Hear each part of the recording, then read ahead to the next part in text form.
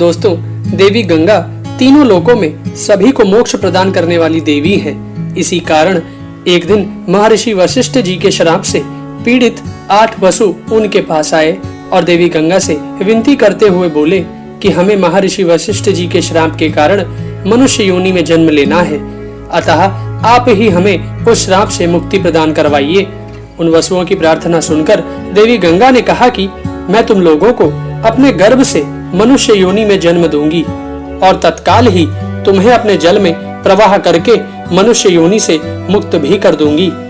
देवी गंगा ने उन वसुओं को जन्म देने का वचन तो दे दिया था, परंतु उसके बाद वह यह सोचने लगी थी कि वह पृथ्वी पर किस मनुष्य के साथ विवाह करके इन वसुओं को जन्म देंगी।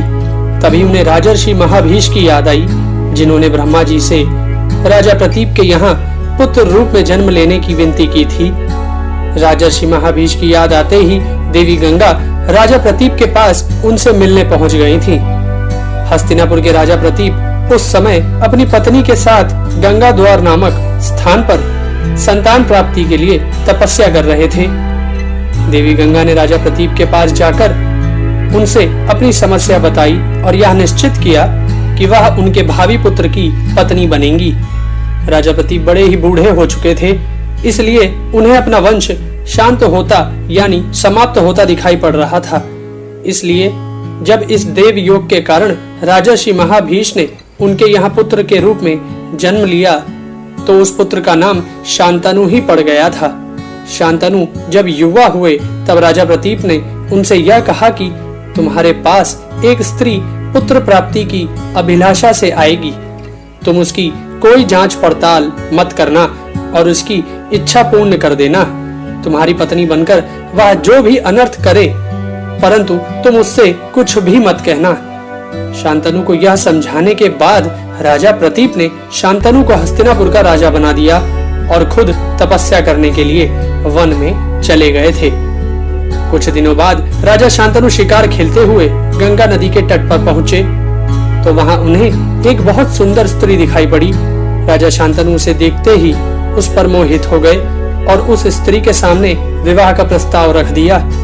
तब उस स्त्री ने कहा कि मैं एक शर्त पर ही विवाह कर सकती हूँ कि मैं कुछ भी अच्छा या बुरा करूँ, आप मुझे टोकेंगे नहीं। जिस दिन आप मुझे टोकेंगे उस दिन मैं आपको छोड़कर चली जाऊंगी।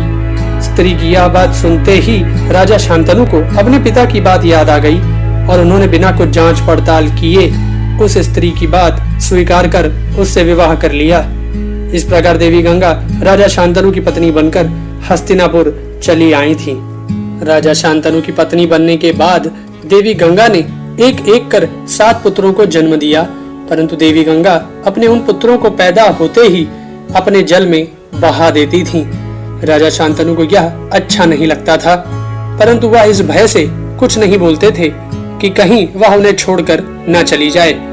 परंतु देवी गंगा ने जब अपने 8वें पुत्र को जन्म दिया और उसे भी वह अपने जल में बहाने के लिए जाने लगी तो राजा शांतनु से सहा नहीं गया और उन्होंने क्रोध में देवी गंगा को रोककर उससे पूछा कि तू कौन है, कैसी स्त्री है जो अपने ही पुत्रों को मार डालती है। राजा शांतनु की यह बात सुनकर गंगा ने कहा कि तुमने शर्त तोड़ी है, इसलिए अब मैं तुम्हारे साथ नहीं रहूंगी। और साथ ही देवी गंगा ने शांतनु को अपना परिचय देते हुए यह बताया कि मैं गंगा हूँ और उसके सभी पुत्र वो वसु थे जिन्हें महर्षि वशिष्ठ जी के श्राप के कारण मनुष्य योनि में जन्म लेना पड़ा था। राजा शांतनु के पूछने पर देवी गंगा ने बताया कि एक बार 8 वसु अपनी पत्नियों के साथ घूमते हुए वशिष्ठ जी के आश्रम में पहुंच गए थे।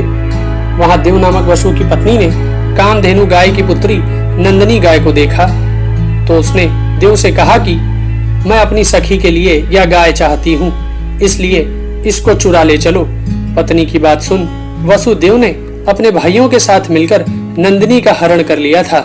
जब वशिष्ठ जी ने अपनी दिव्य दृष्टि से यह सब पता लगा लिया तब उन्होंने यह श्राप दे दिया था कि जिन वसुओं ने मेरी गाय हरी है उन वसुओं का जन्म मनुष्य योनि में होगा।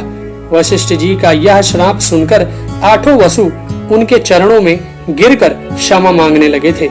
तब वशिष्ठ जी ने अपना श्राप कम करते हुए कहा था कि 7 वसु तो जन्म लेने के बाद जल्द ही मनुष्य योनि से छुटकारा पा जाएंगे, परंतु यह देव नामक वसु बहुत दिनों तक मृत्यु लोक में रहेगा। गंगा कहती है कि हमारा यह 8वां पुत्र वही देव नामक वसु है जो चिरकाल तक इस मनुष्य लोक में रहेगा। यह कहकर गंगा अपने उस पुत्र के साथ अंतर्धान हो गई थी।